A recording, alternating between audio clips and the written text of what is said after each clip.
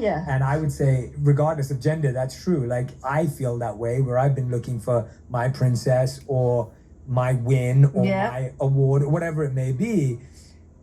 And I wanted you to walk us through, like, what were the stages and how would you define the stages as you do in this book, your stages of your relationship with Will? Because I feel that that's the part that people get blurry because they're looking at it through their lens. Yeah. But you both have been so clear Yeah. about stages of your relationship internally, which I actually think is the hardest part. And so Right. how would you define the stages of your partnership with Will that help people understand, like, the conversations that you're having behind the scenes, from like being madly in love to, you know? Yeah. Ooh. The stages of getting to the most authentic, and it's difficult. So I just want to honor that for a second. Like, it's almost like talking about relationships and the romanticism around the idea of relating is sometimes as detrimental as talking about politics and God. Because it's such a staple in how people look at marriage and relating culturally, right? And all of the romanticism around it.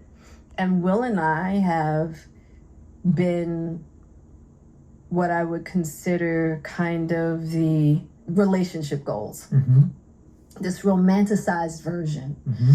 I had to, in my own relationship with Will, dissolve my romanticism around what I thought marriage would be, should be. And honestly, we really never had what I would consider the ideal honeymoon stage.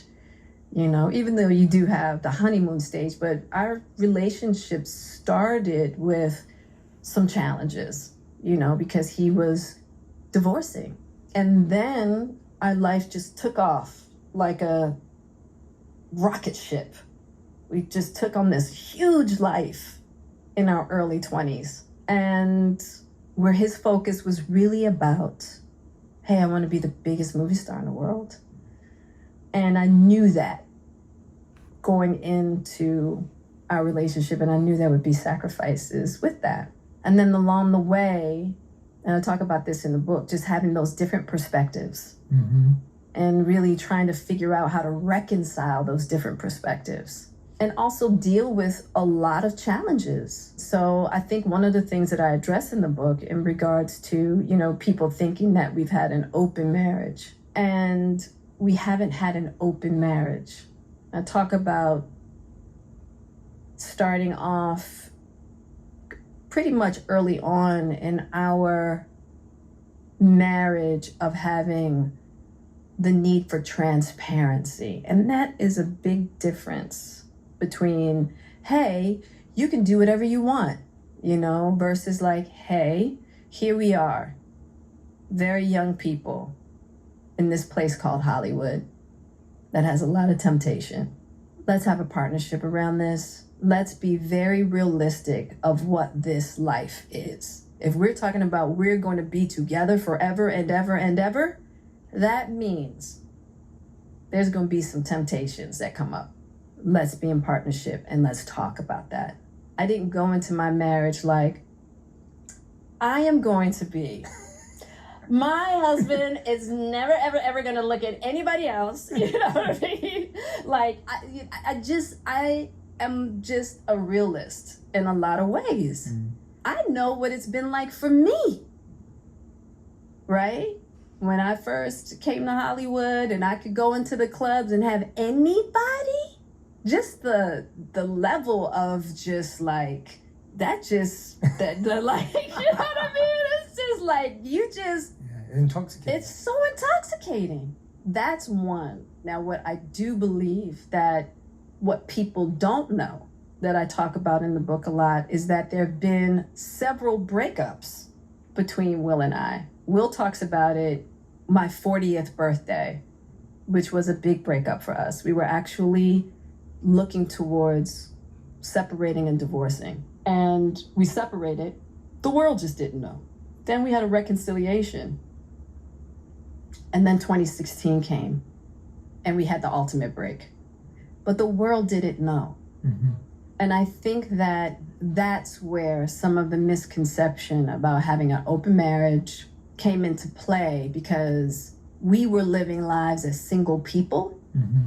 and the world didn't know. Over the span of 12 years of just trying to figure out this thing called love and marriage between Will and I, it's been a trip. And I think that even with that entanglement piece, which I talk about extensively in the book, Mm-hmm. how I played a part in the misconception of that narrative of allowing myself to be portrayed as an adulteress, allowing myself to be portrayed as someone that had betrayed Will, and that wasn't the case. We broke up in 2016. He went on to live a life as a single man. I went on to live a life as a single woman. And then when we had the talk at the red table, I was going to go to the red table by myself Mm-hmm. to talk about the entanglement. Mm-hmm. Mm-hmm. But Will decided he wanted to come with me. And we were going to then tell the world, hey, we haven't been together. And this happened during that time. Well, when we got to the table, Will wasn't ready. He wasn't ready. He wasn't ready for the world to know that. I had to respect that. Well, I didn't have to, but I wanted to. But I was ready. I was ready to let go of the persona I had created around myself that had put me in a golden cage. I wanted to let that go. And so I had to stay on my journey. I had to stay on my path while also respecting that Will wasn't ready. So I said, you know what? This is my mess anyway. I'm going to take this heat, because guess what? The heat is coming either way. Whether when we decide to get divorced, when we decide to separate, whatever. This is my practice run. Strip it down. Let it go, Jada. And then let's see what's left. I didn't have to put that particular show out, but I had already gotten myself so ready for that journey for myself. And to me, that was moving closer to my freedom than holding back and creating a narrative that I felt like was just going to entrap me more. And as difficult as it's been, because the irony is I spent so much of our relationship having this open communication between he and I, creating this beautiful friendship of authenticity and honesty.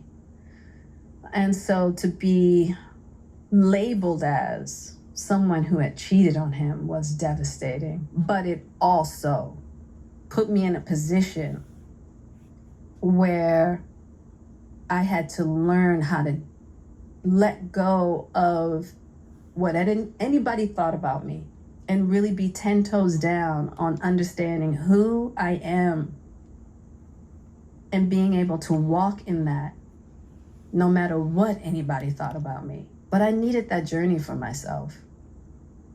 You know, it's kind of like that is the walk when they talk about walking on hot coals. It's like creating that level of when we talk about that inner world work and creating that like strong foundation within yourself of knowing exactly who you are, no matter what other people think about you. I mean, I've gotten that to a certain degree. And so that was a very challenging moment. And I talk about it in the book because I feel like so many people are challenged in that way of like, how can I just walk in this world and be okay with myself no matter what? And I talk about the journey, you know, really extensively in the book.